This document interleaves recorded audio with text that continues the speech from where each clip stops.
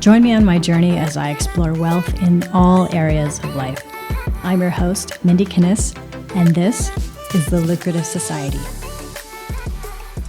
Hey, it is Thanksgiving Day, and on this day of gratitude, I wanted to send some love your way, some gratitude your way, and just let you know how very thankful I am for you. Not only because you're listening to this show, but just for your presence here on this planet, the gifts that you have to offer this world, that unending seeking or searching for fuller expression, for living the best life that you came here to live, creating the life that you came here to create. I'm super grateful for all of it, and I want to honor wherever you are on that path, whether it feels like things aren't happening fast enough, or you feel like you've already tried everything. There's so many different feelings that come up along the way, but just know that the journey is the destination. It's all about the process and learning to trust that process. I'm going to answer a couple questions on today's show that came into the Ask Me Anything. But again, I just want to begin with gratitude, and specifically, I want to shout out to a woman named Muriel. She's here in the United States. I really appreciate the review that you left for this podcast on Apple Podcasts. One of the things that I have had to learn and lean into is asking for reviews. I hate doing that. It just feels uncomfortable to me. I am not generally a public praise-seeking person. And yet, I realize that if I want this message to get out to more people, if I want to grow this body of work that I am creating here at Lucra, I need to ask. And yes, it still feels uncomfortable. What I found was happening, though, was a lot of either clients or even friends would either write me an email or they might send me a text or a WhatsApp with praise. They would say, "Hey, I'm really loving your podcast," or "That episode that you did with so-and-so was so meaningful to me," or "Hey, this program really meant a lot to me." And what I've had to train myself to do is to get used to asking them to make that public. I'll say, "Hey, well, can you leave that review on iTunes? Hey, can you leave that review on Apple Podcasts? Hey, can you post a review on the Lucra Facebook page?" Just to make it more public, because it's lovely to receive that feedback. I 100% appreciate it. And at this point in my career, I generally feel pretty solid about the content that I put out. Now, that doesn't mean everybody's going to like it or everybody's going to resonate with it. That's fine. But for those that do resonate with it, for those that have followed my work for a significant amount of time, or just feel compelled to listen and to learn and to then maybe do their own work, for those people, like I said, I feel pretty solid about this because I've been in this industry going on 14 years. It'll be 14 years in the early part of 2021. So for the most part, I feel pretty good about what I put out, or pretty confident that it's quality stuff. So while it's lovely to hear that, I'm not necessarily seeking that feedback from other people. But what I am seeking now is that public praise. At my Heart Path retreat 2 weeks ago, one of the things that we talked about was love languages, just learning how to navigate and use those in all your relationships in life and with yourself. And after the event, I emailed all of the attendees and I said, public praise is my business love language, because I have seen that while I may feel more comfortable playing the humble card, growth doesn't happen in comfort. Growth happens when you get uncomfortable, when you step outside that comfort zone. And I will ask you, dear listener, if you have enjoyed this podcast, if you have learned something, gained a new perspective, whatever it may be, would you please leave a positive review? This is how this message gets out to more people in the world, and you have my full appreciation and gratitude. So let's get to a couple questions. The first question today comes from Christoph. He says, I've been trying to pivot my career for a while, and I've been stuck for too long now. I've had a very unique life and interesting jobs along the way. I'm getting older, and I'm trying to find ways to narrow my focus. School, chipping away at entry-level jobs, something else. It's been tough. I was wondering if you could offer some piece of advice for someone like me. I'm 41, college-educated, creative, and very positive. Well, congrats on the very positive part, because that alone will help you go further in your life than if you are playing the negative game where everything sucks, it's not working out. That doesn't help you or anyone else. So the thing, Christoph, is that it really, really depends. It would be hard for me to answer this question for you because there's a lot of factors. But what I can do is I can offer you an activity that I used myself to figure this out. And I also have the HeartPath attendees do this every single year. HeartPath is really about answering that question, like, what am I here to do? What is my purpose? Where am I to go in this lifetime? What am I to create? So the activity that we do is a very simple 3-column activity. So you can just grab a piece of paper, draw 3 columns or just 2 lines. And the first column is your skills and your talents. In other words, what are you good at? The second column is what are your passions? In other words, what do you love? And the third column is the needs of the world. In other words, what issue or problem or challenge out there in the world, this is not your own challenge, but out there, which ones resonate with you? And then the goal is to write down as many things as you possibly can in each column. So thinking about your skills and talents, what you're good at, even if you don't like doing it, if you've been told that you are good at it or have some skill in it, write it down, put it on the list. It doesn't mean you have to incorporate it in what you will eventually create, but it could spark some other ideas. So put as many things down on your list as possible. And in terms of passions, same thing. Think about what are the things that light you up? What are the things that really juice you? Write those all down. And I don't care. It could be something like baking cupcakes. It really doesn't matter what it is, but anything that just delights you. And even if you're not great at it, if you love it, write it down. And then finally, in the needs of the world column, the things that you want to focus on are those things that are resonant to you, the ones that matter to you. Because here's what happens. Once you create this list, you can begin to look at how you could possibly synthesize what you're good at, what you love, and the needs of the world that matter to you. And here's why all 3 of those are important. If you just did what you were good at, but you hated it, well, that's not going to last very long. You're going to be miserable. If you just did what you are passionate about, but you weren't good at it, you're probably not going to make a lot of sales. You're not going to make a big impact in the world.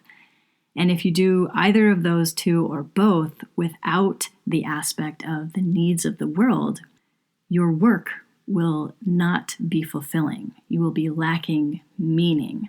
So you want to really look at what is a combination of something in all 3 of those categories that you can do to get paid. Now, of course, I'm speaking very much on the entrepreneurial path.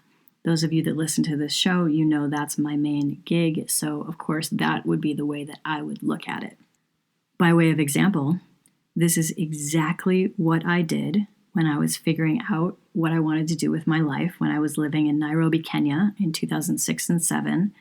I did this very activity, and what it turned into for me was in my skills and talents column, I had things like leadership. I had things like teaching. I had things like bringing complex ideas down into simpler bits and pieces that I could translate to other people to make things easier or more understandable. So that was all in my skills and talents. These were things that I had already worked on, already developed, that I had received feedback on already, that I was good at. In my passions column, I had a lot of things about the outdoors, camping, hiking, wilderness, all of that kind of stuff. And then in the needs of the world column for me, one of the aspects that showed up very prominently was I really feel like we have become disconnected from our planet, from Mother Earth. And that to me is a big problem. So I saw that as a need in the world, is getting people out of their houses, getting people out of their offices and into more wild spaces. That showed up. I also really, really believe that a need in the world is for people to wake up to their own potential, to understand the power of their own consciousness, all of that. So those were the things that were in the needs of the world. Now, of course, there were other things, like I am a huge proponent of childhood education all over the world, especially in a lot of countries where girls are not educated. I think that's a big, big problem. So that was on my list. But what I did to synthesize all of these various things, essentially what that turned into was my Heart Path retreat. Those of you that have been to Heart Path know that all of those things come into play. I am utilizing all of those skills and talents that I mentioned in a teaching capacity over a couple-day retreat. I am focused on the things that I love to do. The joke that I have at Heart Path is, hey, it's great that you're all here, but I would be doing this anyway. I would be going hiking. I would be reading and understanding about heart intelligence. I would be doing all this stuff anyway. And hey, it's awesome that you are here and doing it with me. And then it also meets that need. So I find this work fulfilling. I find it meaningful. That, to me, is the key, because your destiny lies at the intersection of those three things. And then the goal, like I said, is just to figure out how you can get paid for that. So, Christoph, to your question about school or an entry-level job, the only reason those things would be important as a step on the journey is if you're set on doing something that requires those things. Like if you want to go and become a doctor, yes, then absolutely school is the essential piece. If you want to go and do some type of job in an industry where the only way that you can get your foot in the door is to start at an entry-level job, then yeah, do that, because it is a step on the path toward that ultimate destiny. But the key is to figure that out first. Like, what direction are you heading? And being able to understand that and then put a plan into place so that you're not wandering around all the time, wasting time and just, going from one piece to another piece. But here's the good news.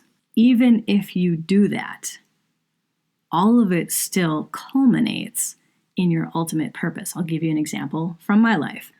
I could look at my time in corporate America as, well, that was a waste. I didn't really need to do that on my path toward becoming a coach, being an entrepreneur. But the truth is, I did.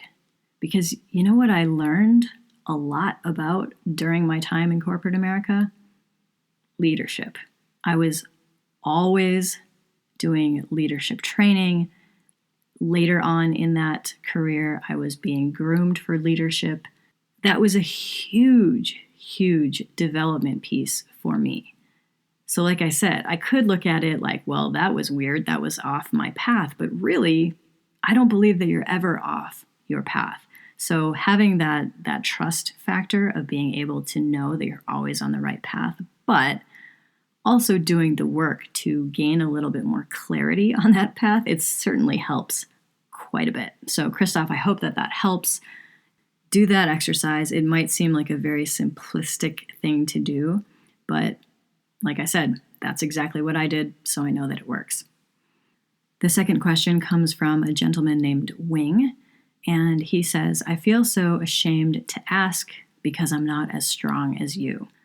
Well, I'm going to pause right there and say, how do you even know that? That sounds like a story that I would recommend rewriting in your brain because maybe you are stronger than you think. So he continues, but I can't seem to get over my divorce from 2005. I lost everything when my wife left me. How can I get myself to let go instead of using suicide as the way to stop my emotional pains?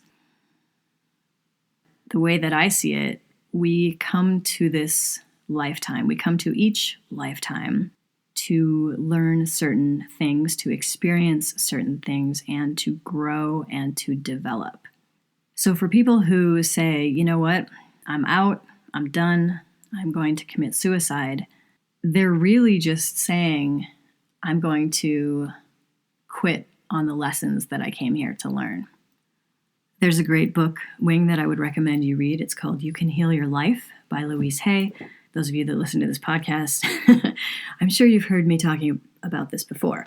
But in this very fantastic book, she has what's called the list at the end of the book.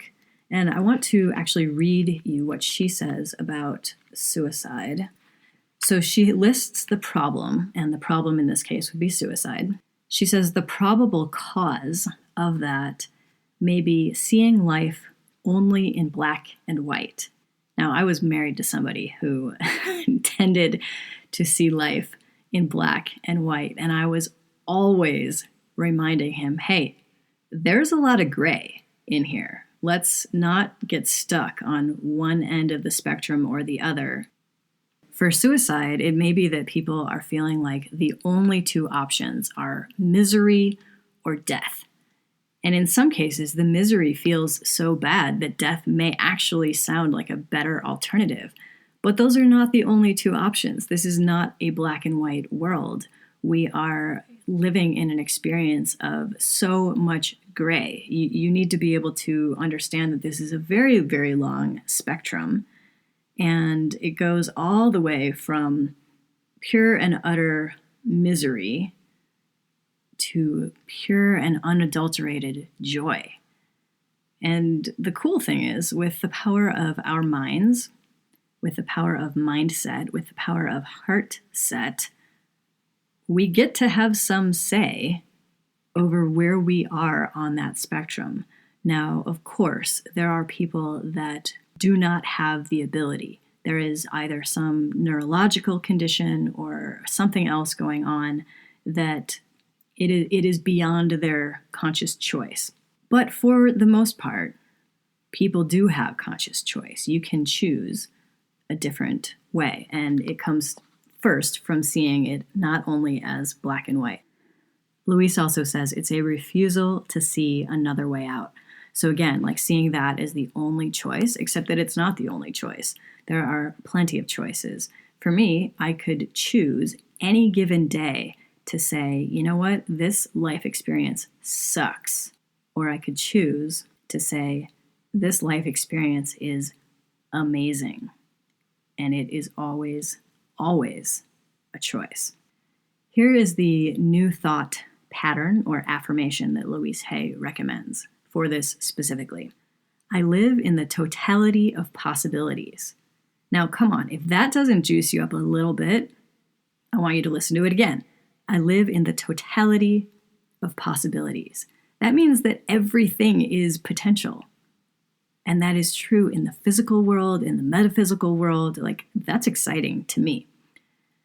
She says, there is always another way. I am safe.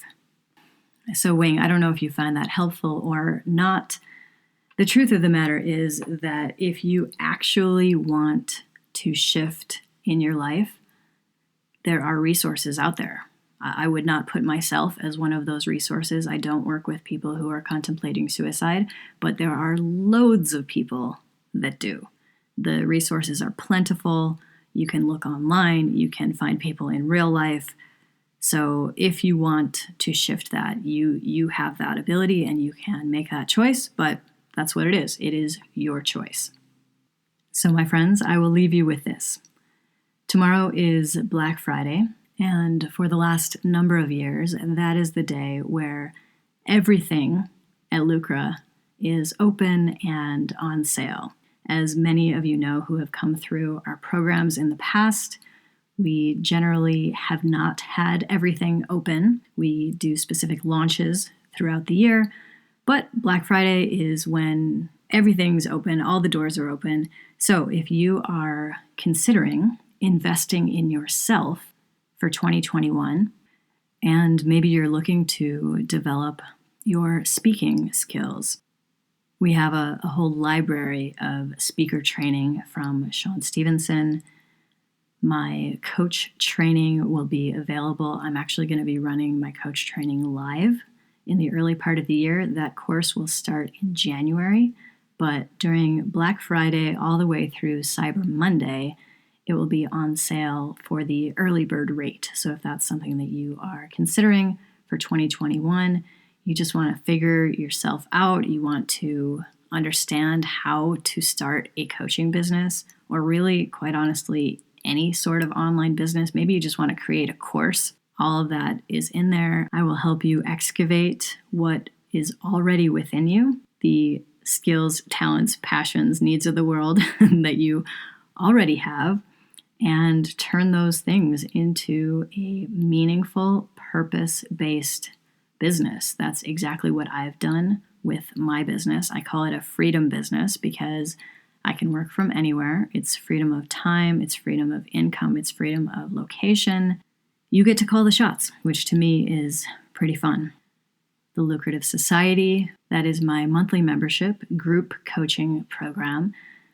And that's for people that are working on growing their business, building their business, and also developing themselves. You cannot be a great world-class entrepreneur unless you're a world-class human first.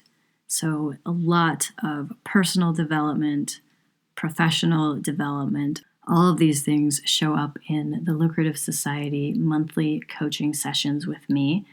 That is the most inexpensive and yet still getting direct access to me. I meet with the group once a month, plus there's a Facebook group for any other time Q&A. I'm in there quite often, and it's just really a lot of fun with really, really good people. So if that is something that you feel may add to what you're already working on in 2021, that's awesome. And finally, I have a brand new program called Alchemy that I will be sharing more about tomorrow. So that will be on sale this weekend as well. Again, Black Friday through Cyber Monday, of course, with a big shout out to Small Business Saturday. I do hope you support your small businesses, and especially those that are run by women, people of color.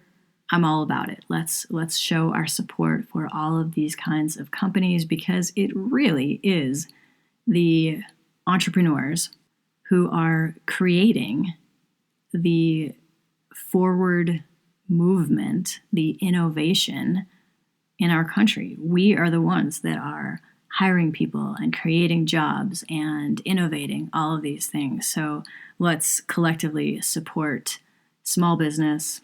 And the way that I love to do that is by looking for things that not only support small business and maybe minority owners, but also looking at what are the things that I can invest in myself? What are the programs or courses that are giving me a great return on my investment? Not just for the content that I receive, but for the work that I need to do on myself to continue to learn and grow. So with that, I wish you a wonderful holiday for those of you in the United States. And again, just so much gratitude for you being here with me, for the questions that were submitted, and for all of you who are listening to this. If you have a question for the show, you can submit it at lucra.com/ask. That's lucra.com/ask. I would be delighted to answer it for you on a future episode. But for now, I bid you farewell. Thanks so much for listening. Make sure to subscribe to The Lucrative Society on iTunes, and please leave a review of the podcast. Visit lucra.com for transcripts and resources, or to become a member of The Lucrative Society, where I coach purpose-based entrepreneurs on business, mindset, and heartset. Lucra, where wealth equals well-being.